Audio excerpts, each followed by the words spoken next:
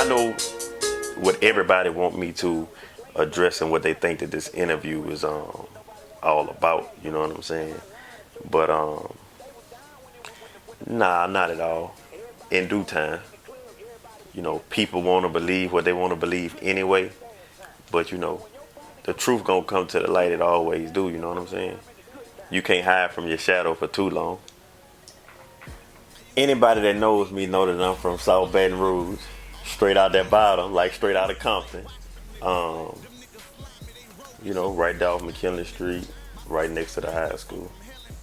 Nobody never influenced me. I just observe a lot, and I just kind of like just pick different attributes from different, you know, people. You know what I'm saying? And took it with me and whatnot. Well, to explain on that, it was like, for instance, growing up, like my brother, all them brothers, uncles, cousins, all of them have violence in their jacket. You know what I'm saying? A lot of armed robbery, shit like that. And watching what that did with them made me not want to do that.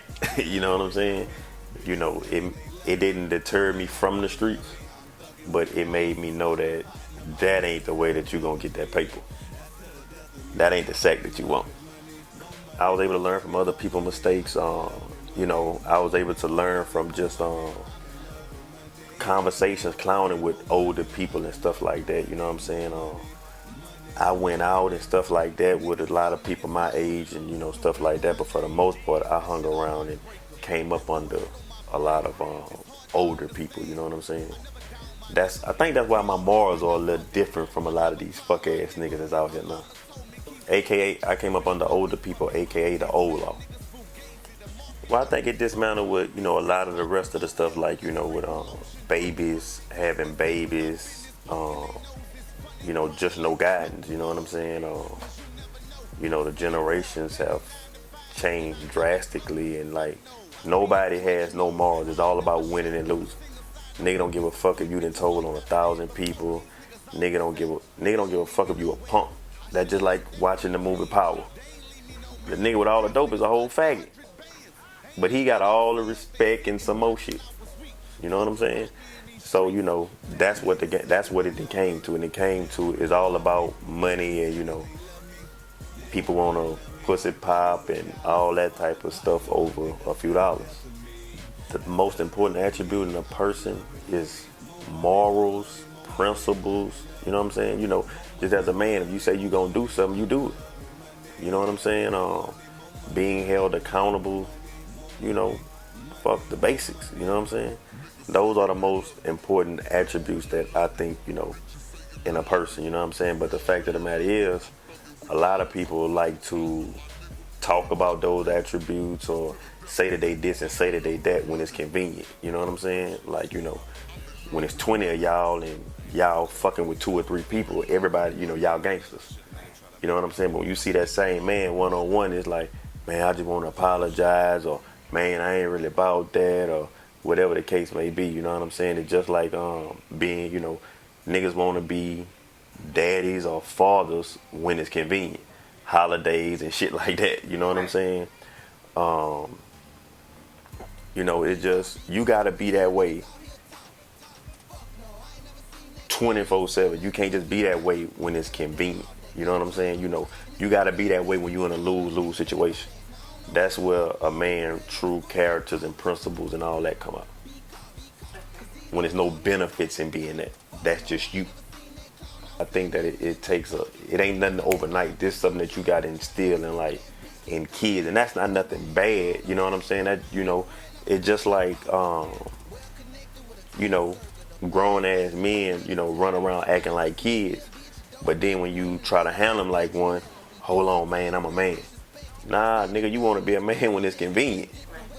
You know what I'm saying? So that's I think that it's something that has to be instilled at a young age. It ain't nothing that you could. It ain't nothing you could do about a grown ass man that don't have no morals and principles. Might take him a while to get there. But I done seen stranger things happen, so I ain't gonna say never. Okay. First of all, let's start off with I had a 66-month sentence in prison. I didn't just use my time like, and no knock on other people, but I wasn't in there josing off the TV, playing tabletop games, just passing time. You know what I'm saying? I worked out, When I got incarcerated, my main thing was I'm gonna be better. I know this situation is designed as a revolving door to come back and back and back. You know what I'm saying? Because, you go there, you just jokes past time, and then you lay around there and come back out here around the same fuck ass niggas that ain't sing you nothing or write you or whatever the case may be while you was incarcerated. You know what I'm saying?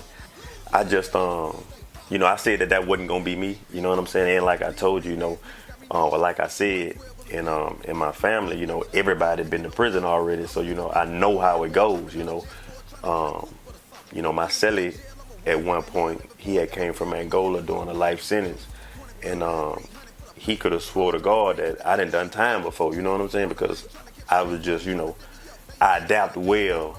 I wasn't running around the dorm playing, jumping around tables and all that type of shit like the rest of the dudes, my age and younger, you know what I'm saying? So, that was a big shocker to a lot of people, But for the most part, I just worked out, because I wanted to be better mentally, physically. I worked out. I read a lot of self-help, a lot of business books. My girl, she rode with me the whole time, so I read a lot of relationship books, you know what I'm saying? I do need to say she kept it realer than a lot of these niggas, you know what I'm saying? I use prison as a stepping stone, a tool, and, stuff like that to, train my way of thought. The only game that I did kind of overindulge in was chess. And the only reason why I did that is because chess is it's a lot like life. You know what I'm saying? It's the only game that don't consist of luck. It consists of mistakes like life. You know what I'm saying? Spades, tonk, all the rest of those, Uno, dominoes, you could get a roadmap. You know what I'm saying? And win or whatnot. But in chess, it's all about mistakes. And that one mistake you make at the beginning of the game, depending on your opponent, it can cost you the game at the end. You lost one little measly ass pawn that cost you the game in the end. You know what I'm saying? So, that's the only game that I really overindulged in. I used to look up to my uncle when the lady in the church say he ain't nothing but a crack dealer. I guess a nigga had it all figured out in the first place. God blessing all the trap niggas. I'm really outside, nigga. I ain't fucking with you outside, niggas. Ain't nothing for the flap niggas. Live let them know it's real, nigga. I'm a real nigga. Let the song was over. It ain't no other way. It was 56 grams, made it 112. I learned how to cut the dope with a beautiful day. Boy, say he want 3, I want 35 a piece. He say, oh, I'm on the way with a beautiful plate. Try to jack a nigga, they gon' holler. I hang out the window with a beautiful cake. Whip down, stop, 2 on the brakes, 2 in the leg, 2 in the chest, you know the rest, 2 in the face. I told my lawyer what to do with the case. He made a phone call, niggas on the other line threw it away. Raw shit, I don't do it unless I get